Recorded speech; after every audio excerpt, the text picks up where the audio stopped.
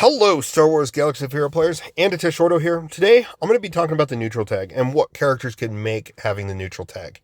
Now, before I get into it real quick, the neutral tag would be set up. I feel like the best way to set up the neutral tag is base it on whatever the leader is. And if the leader is neutral, then they just get whatever that leadership offers to whatever, said faction or characters. Unless they decide any leaders that are neutral, they just do it to all allies. Kind of like Boba Fett, some of Boba Fett's lead, Sith or Darth Sidious leads. Savage Opress kind of like does the faction split where it's, Sith get this and then half that to other allies. If they do something like that, that's fine too. But yeah, for the most part, the way I could see neutral tag pulling off very well is first off, they neutral, they would have the white logo, kind of like the droid you see on, what was it? I think it's the one where you use Jedi or Resistance. Or no, it's Jedi and Ewoks to fight Separatists and droids and stuff. Because there's a droid in there that, has the white relic logo. So, yeah. But what I would do to make it, make it interesting is, so first off, I gotta go to this guy first. So if you see here, Blaster Turret is yellow. It means it doesn't apply towards galactic power or anything. You don't level it up. It's just kind of a description of that turret. However, for neutral characters, they can have this added. Just call it neutrality or something. It doesn't have to be a unique. It is a unique, but it's a unique in a way where it doesn't help anything or hurt anything. It just is an explanation. At least that's what it looks like. But what it'll say is basically whatever the leader is, you get that neutral character gets any of that leadership. That character becomes that leadership's side. So if you say Emperor Palpatine's the lead for Wampa, Wampa is now a dark side. Whereas if it's Jedi Master Luke, he is now a light side character. And on and on. So this would allow Wampa to be, some of these characters to be more flexible with their kits, and it makes them a little more plug and play. Plus, they'll get that light side or dark side leadership. So like, say, Moff Gideon, he grants 30% health and protection to dark side allies. Wampa will get that. Like I know right now, currently he does. But like you go over to Padme, for example, Padme grants 50% max health to light side allies. So Wampa would become a light side and get that 50% max health. Of course, he will technically also get all the other protection up bonuses as well, which would be kind of cool, where he can't be critically hit and stuff like that. So I can only wish. Can't be debuffed. So, it makes it even harder for him to be killed. He'd definitely be a good plug and play under Padme. I'll admit that.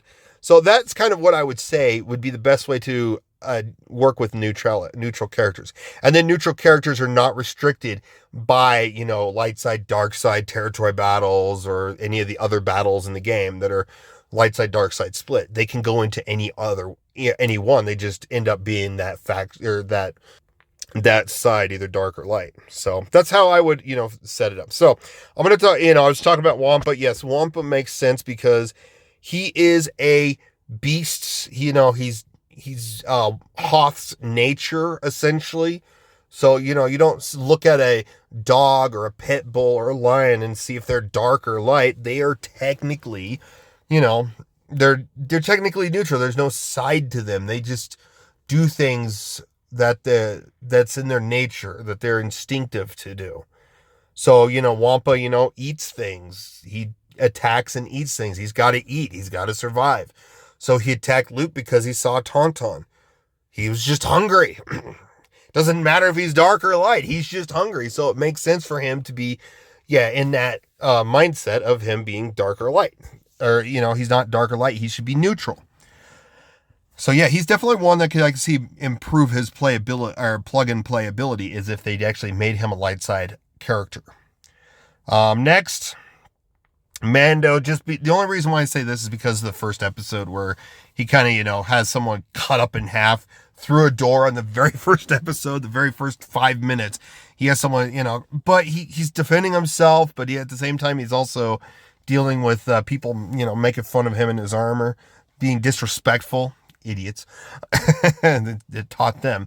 But that's the only reason why I could see some dark aspect of him. But he could still be, he doesn't make sense as much as Wampa, but he is a possibility. Visas Mar is one that I could definitely say, yes, she deserves to be neutral. Because when you actually encounter her in KOTOR 2, she's technically dark side at that moment when she fights you with the red lightsaber and all that kind of stuff. But then you defeat her, and then she ends up following you, protecting you, and then over time you change her to the light side. So during that transition, she's kind of goes between dark to light. Yeah, I know her unique is, return to the light. However, she still deserves to be, because she deserves to be neutral, because you can take her to the light side, and then if you want to find a place where you could exploit the dark side, infinite dark side points or whatever in the game of KOTOR 2, you can go from light to dark. So it kind of also plays with the aspect of that game. And then, of course, she could also be reworked to where she's, light or dark, she gets some bonuses. And then if it's, because I'm sure we'll eventually get Mitra Surik, but if it's Darth Nihilus or Mitra Surik, she gets bonuses, she gets 2 separate uniques, one for Darth Nihilus and one for Mitra Surik when she comes into the game, so that she has that synergy with that said character. I personally say, there's going to be another video I'm going to talk about with Visas for that. Next, Tuskens. These guys, in episode 4 and episode 1 and 2, they seem all dark side. But if you get to the Mandalorian TV show and you negotiate with them, you're just encroaching on their terrain. So they're kind of not really light per se. They're just neutral, because they're just sticking to their core. They're just defending their land. They're not like purpose, like they say, like they will stay loyal to, protecting Mos Pelgo. As long as they don't raise a blaster against them, they won't attack them. They made those kind of deals. I feel like they deserve to be a neutral faction in that regard. Yes, I'm sure there could be some that are good and some that are evil, stuff like that. Because we did get in Legends, at least in Legends so far, we have a Jedi that is, in fact, a Tusken. So, yeah, it'd be kind of interesting if he becomes a legacy requirement for Starkiller. Oh, that would be a big surprise to everyone. We get A'sharad Hett, or whatever his name is, and we have a proper Tusken leadership plus a random extra. That'll be surprising. That'll be surprising for sure. But anyways, yeah, Tuskens definitely deserve to be neutral. Maybe not as much neutral compared to the next faction being Jawas. They're scavenging, so, they still, like, in episode, or in Mandalorian, they actually technically, they see it as salvaging, where, everyone else would have saw it as they're stealing that person's ship. But they're just salvaging to survive. They're scavengers. That's what they do. So they actually make sense. It's just because it's just their nature, I guess you could say.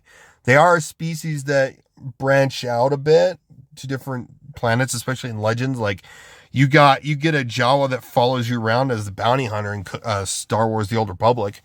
You get a Jawa companion, which is kind of cool, which they should bring into the game. But, there's a lot of cool, Blizz is his name. But there's a lot of cool aspects of them just being neutral. They're just scavenging. They're just, living off the land. They're kind of, and it's the same with Ewoks. Ewoks, too, all should be neutral, because they're kind of just, they're native to their said planets. They just do what they do best. They don't really have a major morality in a way. I'm sure there's some aspects of that, and I could be a little wrong with that. But for the most part, I feel like all these said factions, Tuskens, Jawas, and Ewoks, they're just doing it in their nature, is what they're used to. They haven't been taught, oh yeah. Like in Ewoks, for example, at the end of Return of the Jedi, there's helmets being hammered. What happened to those people? Most likely eaten. Or maybe, I'm sure some of them were stopped to being eaten. But, they were going to eat the heroes. They were going to eat Han, Luke, Leia, and Chewie. They were going to eat them. They were going to cook them up and eat them. That's what they were going to do. So that's kind of a dark thing, but at the same time, it's kind of a nature thing. So, I don't know. Let me know if I'm wrong, but it is a concept to think about that, Wampa and Tusk, all these specific factions, I feel like they should be neutral. Them plus V System R. They should be neutral so that because they could go both ways. They could go both ways. Mostly with Wampa and the other three factions here on this list, they actually make sense just because, they're native to their said planet or area. They're kind of territorial. They just, do what they do to survive. They're focused on surviving. They're not focused on, if I still, take this from them, that's a bad thing or not. It's just, they're just surviving, so, or if I eat this person, I'm going to be able to survive.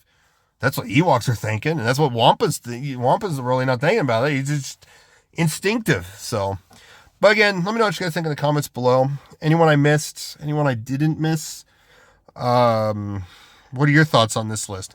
Thank you for watching. I really appreciate all those that watch the videos I make, and you guys have a phenomenal day.